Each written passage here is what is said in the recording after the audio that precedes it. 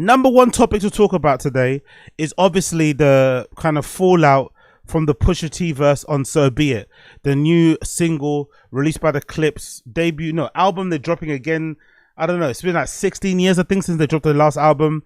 They're back reunited. Malice went on a kind of sabbatical or a bit of a break from music. He kind of became religious, and Clips kind of broke up or stopped making music, and Pusha T pursued his solo career. Great solo career anyway, but a lot of us rap fans love them when they're together. They're an incredibly lethal an effective duo, especially with Pharrell's productions. So it's great to see them back once again. And obviously with the current state of hip hop being what it is, it's just a refreshing sound to hear. People that have clear notation, clear diction, people who kind of speak from a particular point of view, guys like Pusha T who have a particular moral compass. It's just a refreshing thing to see. It's not the only thing you want to see. It's not fucking world shattering, but it's just refreshing to kind of balance out what we currently have. Anyway, Pusha T and that So Be It verse diss Travis Scott. Surprisingly, I don't think there's many people out there that diss Travis Scott, to be honest. Travis Scott's only op might be like, I don't know, Tory Lanez or something, right? Or maybe obviously the families of the victims that passed away at the Astro World. But for the most part, people kind of leave Travis Scott alone. So it was kind of interesting to see or to hear somebody go at Travis Scott.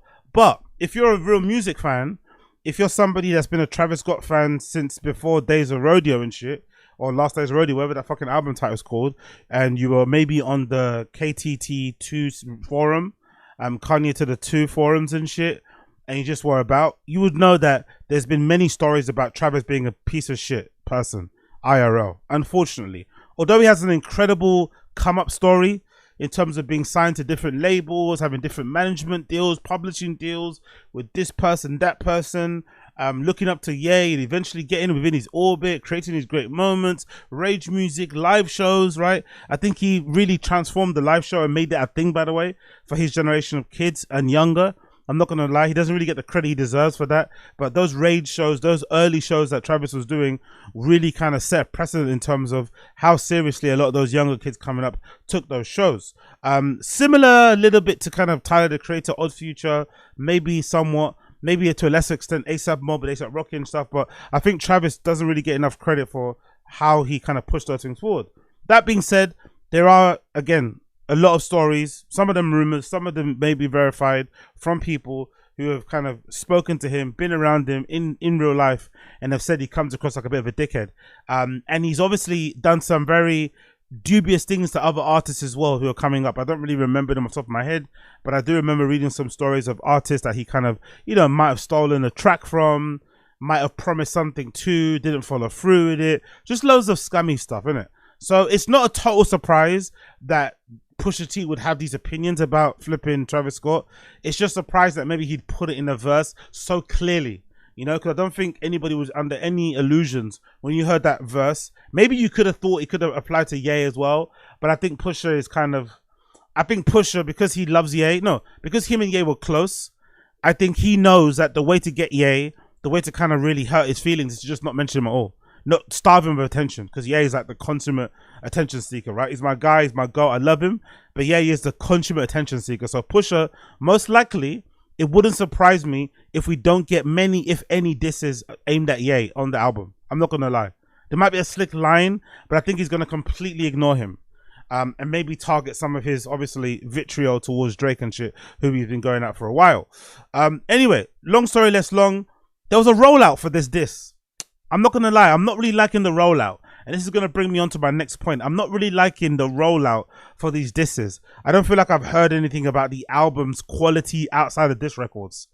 Although the tracks and the singles have been really good, that one with the Cause cover that came out recently was banging. This So Be It one is fucking crazy. The schemes are fucking amazing.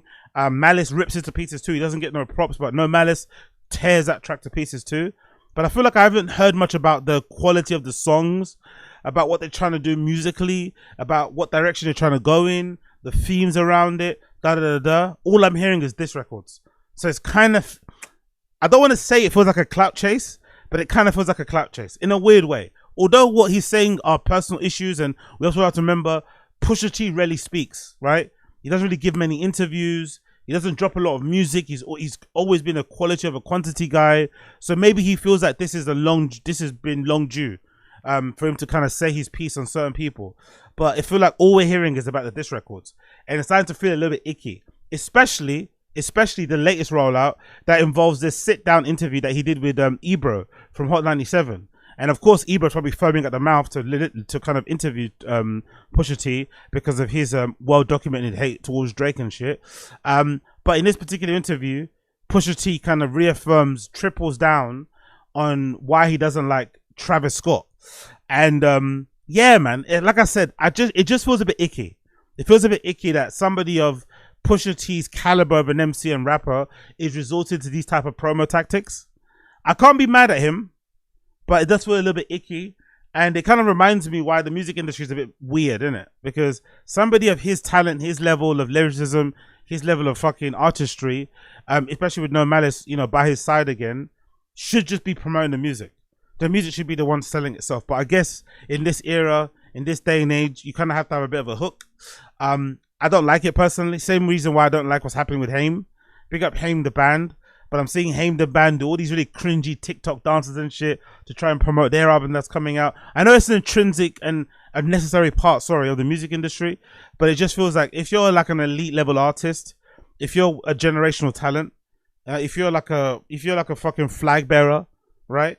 You shouldn't have to do that, you know? You should leave those with people that maybe don't have enough talent and need to kind of, you know, make up for the lack of talent with good marketing and brand skills. But I guess that's the way the game is. Anyway, the less about that said, the better. This is the clip of Pusha T tripling down on this Travis Scott diss, courtesy of NFL Podcast and also courtesy of Apple Music and Obrand Ebro. Let's hear what Pusha has to say again about Travis Scott. I just thought it was disrespectful. I'm like, man, you know, we don't even want you here, to be honest. Like, we're not here to hognob with any rappers. And I personally don't like rappers who don't rap. Right. Like, I don't want to hear that. I think Malice laughing makes it even better. I personally don't want to hear from rappers who don't rap. I don't care what you have to say. If you don't rap and you call yourself a rapper, you are void. Which I agree with. I kind of extend that to fucking DJs. If you're a DJ who doesn't DJ, all you do is sync, all you do is play the fucking top 50 tunes from Beatport, I don't want to hear from you. I don't want to hear from you. If you DJ and you have to wear a bra in order to kind of get attention and you can't actually mix, you don't have good fucking song selection, you don't have an ear for beats, you don't know how to fucking blend tunes together, I don't want to hear from you. If you have to get attention by painting your nails and wearing lipstick and shit, I don't want to hear from you. You get me? Like, you have to at least play. You have to, if you're gonna have those things as little hooks, which I agree with. I love the little fucking under the armpit handbag thing that everyone's doing nowadays, right? All the fucking girlies and shit. That's something I'm on board with. But you gotta bring some talent along with it.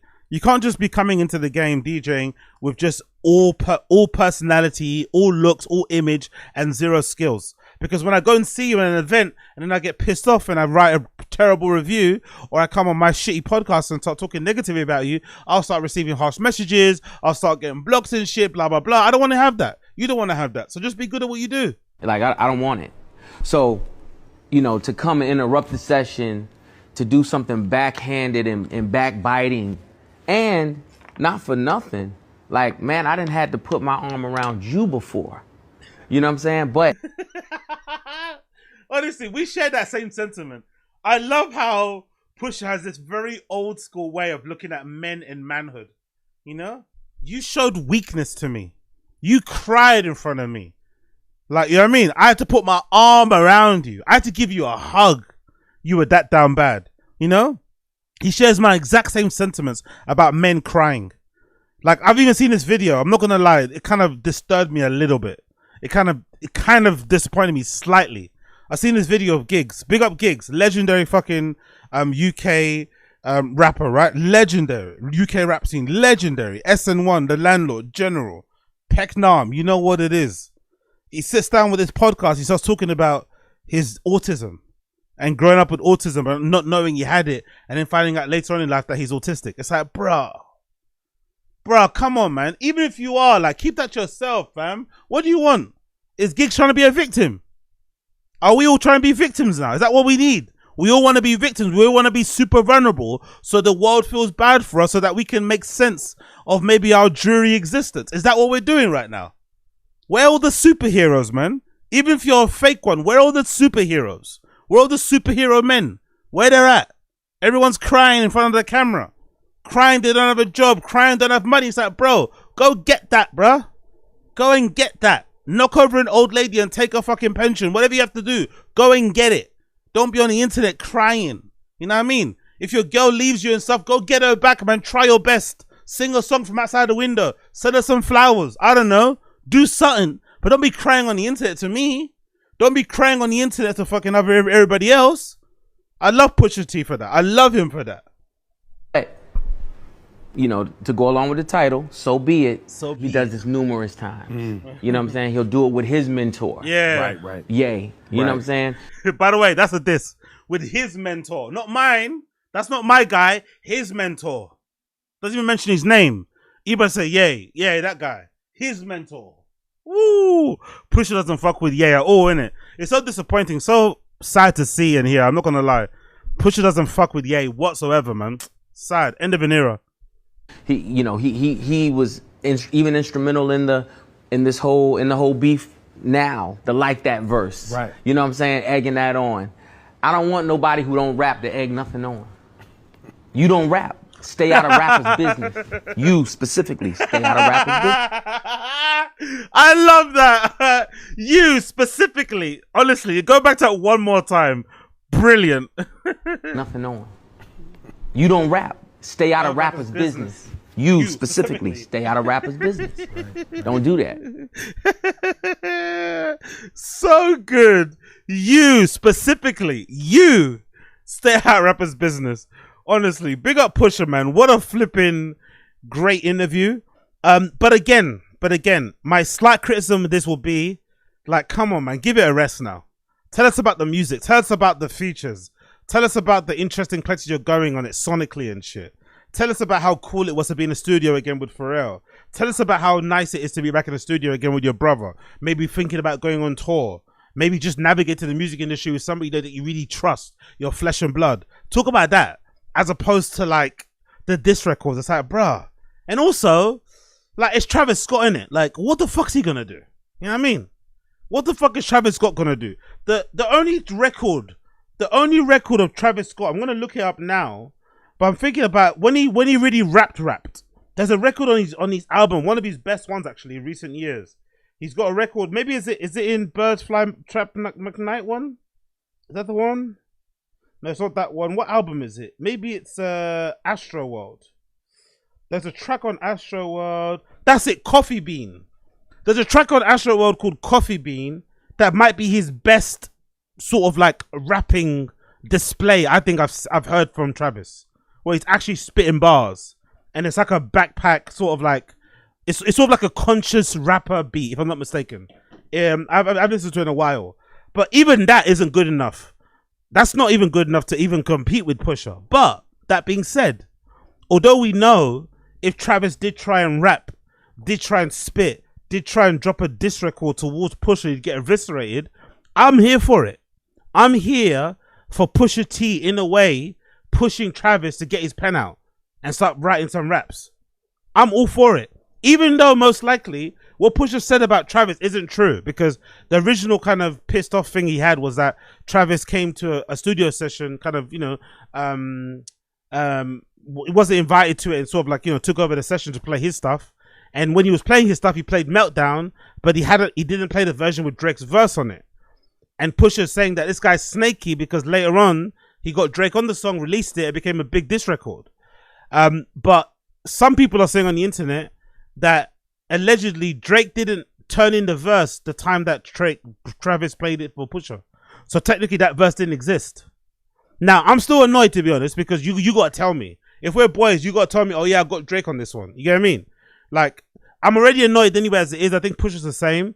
I'd be already annoyed if I'm Pusha that Travis is even friendly and pally with Drake in the first place. If I'm warring this guy, I'm not happy about that. So that already made Pusha look him a certain way. Pusha's got those lines. Like, I'm similar in that way, where if you cross these certain lines as a friend or as a person I know, there's no coming back. Like, we can never be cool again. And I'm not really that kind of person. It's like, oh yeah, forgive and don't forget. No, or forgive and don't forget. No, I'm just never going to forgive or forget. Do you know what I mean? You're dead. You're done to me. I'm just going to move on. For better or worse, really. It's not the it's not the greatest way to look at life. It's kind of toxic, but there's also a lot of really nonsense people out there. And sometimes, you know, because we've got such a short time on this planet, I think it's best to sort of limit your experience around these people and kind of taking in some of their fucking energies. So I get why Pusha felt that way, but Travis, unbeknownst to him, probably Pusha wrote him off from the time he was friendly with Drake, knowing full well that Ye and Drake had their issues. Because at that time, we didn't know that Drake didn't actually fuck him. It was like a rumor. But if that's true, you'd be pissed off at that. We didn't know about anything that was going on, right? All the little games happened behind the scenes that Drake was playing. All the games that Ye was playing with Drake. Like, we didn't really know what was going on. So if you're Travis and you're inside the inner circle and you're still siding with that guy, I'm going to look at you weird. I'm going to look at you weird. In the same way that I kind of looked at it weird. Again, this is a horrible, horrible correlation. But I looked at it weird a little bit when fucking, what's his name? When Joe Budden was still pally-pally with academics. Even at the time, Rory and Moore weren't, and they were kind of warring with them. Don't get me wrong, at that particular time, Rory and Moore decided to war with Ak. They kind of jumped out the window themselves. It was also a time when it was kind of trendy to go at Ak because of the whole War in Chirac thing, and the fact that he was screaming in his basement and shit, you know? There was a time where people always hated, where they hated Ak more than they hate now. I think so. I'm fair to say. Which is weird because now he's got some allegations on his jacket. We've seen him shout out girls. We've seen that girl talk about how he might have flipping R-worded her. You'd think sometimes people would hate him more, but I think people hated Ak more back then. So maybe Rory and Moore kind of jumped the gun in that regard. But still, if I'm Rory and Moore, I'm looking at Joe weird too. Like, why are you friends with this guy that I'm not friends with? So I get that whole thing. It's a bit strange. But then to be fair to Travis as well, this is the music industry, isn't it? Like, if we're not gonna do music with people that we have in common, like if we're gonna apply those type of rules in music industry, then no one's gonna work with anybody, because I'm sure people have their issues in a group of friends, and even in a flipping collective. There's gonna be some people that get on with other people better or worse, right? So I think sometimes in the music industry, maybe the way to go about it is what Travis has done. Is kind of put all those personal feelings to one side and just think of the hit, think of the bag, think of the tour, think of the show.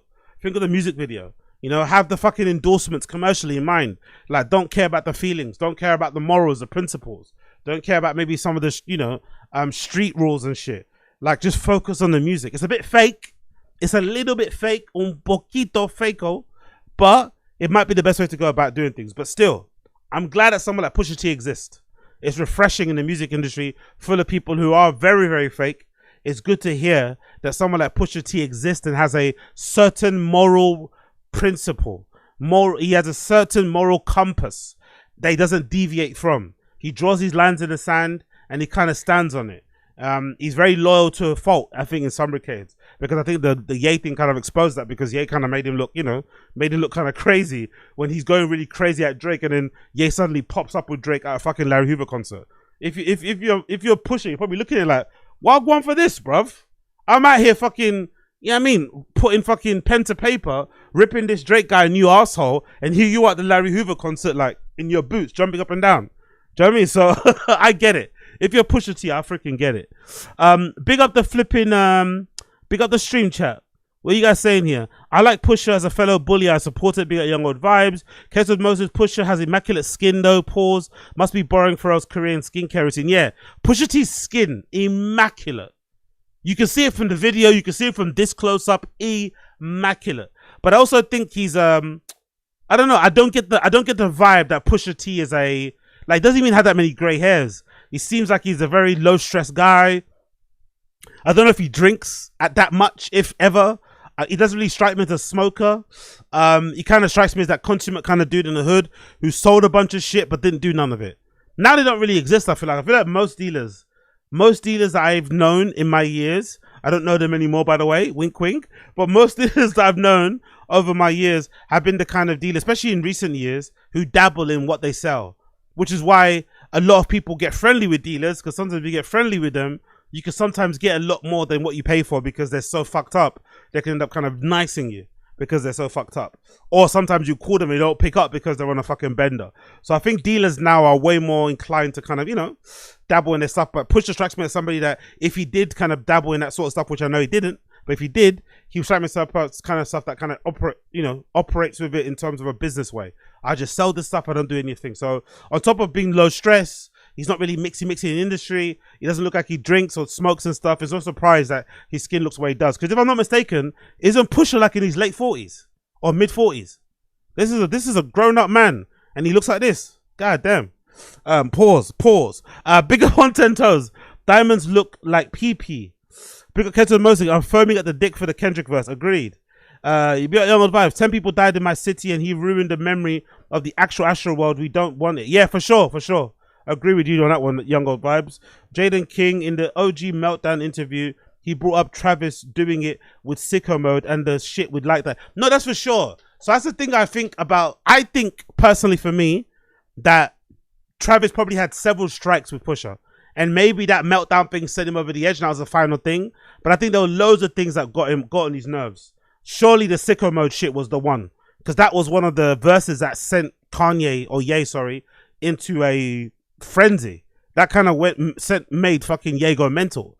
When Drake was essentially insinuating that he fucked the entire Kardashian clan, including fucking Kim. That sent him in a fucking tizzy. But yeah, I don't know. Big up Jaden King. Not to mention that's probably happened behind the scenes since Pusha's been there with Kanye since exactly. He's probably seen so much shit behind the scenes that's just got on his nerves. From Ye being bipolar and sometimes hating somebody and wanting you to ride, and the next minute you see him taking a picture of the person on a yacht somewhere, to just the industry games that get played. Yeah, for sure. Plus Travis braids look stupid. Yeah. Travis braids actually look really healthy, I think. I'm not gonna lie, they look actually really healthy. They're really, really long. At least they grow.